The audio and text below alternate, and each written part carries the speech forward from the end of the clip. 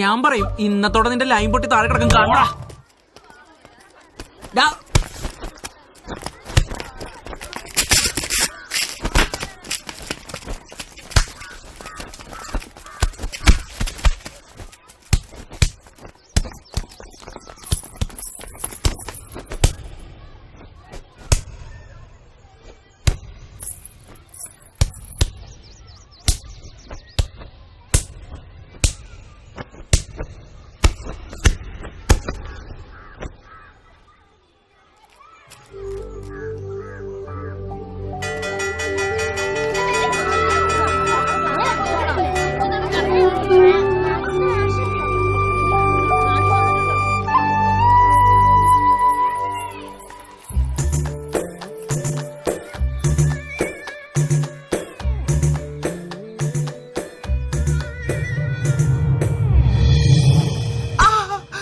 നിന്നോട് ഞാൻ പറഞ്ഞിട്ടില്ലേടാ, നീട്ട കൈ കുരുത്തം കേട്ടവനും തല്ലുണ്ടാക്കരുന്ന് പല പ്രാവശ്യം നിന്നോട് ഞാൻ പറഞ്ഞു. നീട്ട കൈ നീട്ട.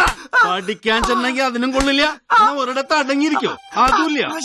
നിന്റെ അപ്പനെ കാണറ പൊക്കി നീട്ട കൈ പൊക്കി നീട്ട.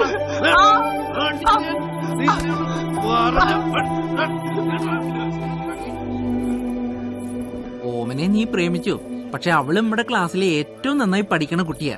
അത് നീ മറക്കരുത്.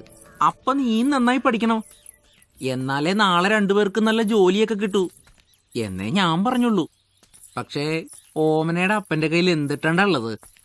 ഒരണക്ക ഡോക്ടർ.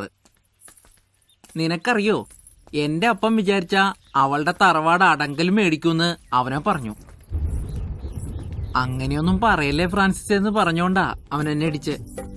വേണ്ട വേണ്ട, എന്നോട് മിണ്ടണ്ട, എനിക്ക് ഇഷ്ടല്ല. ഫ്രാൻസിസ് പുണ്യാളുടെ പേരിൽ സത്യം ചെയ്തിട്ട് എന്റെ മുമ്പിൽ വെച്ചെന്നെ എനിക്ക് കാണണ്ട. നീ എന്തെങ്കിലും പോയി ചെയ്യേ, പഠിക്കാതിരിക്കേ, തല്ലുകൂടെ, എന്തെങ്കിലും ചെയ്യേ. പഠിപ്പിന്റെ കാര്യത്തിന് മോശമാവരുതെന്നല്ലേ ജോസിനോട് പറഞ്ഞുള്ളൂ.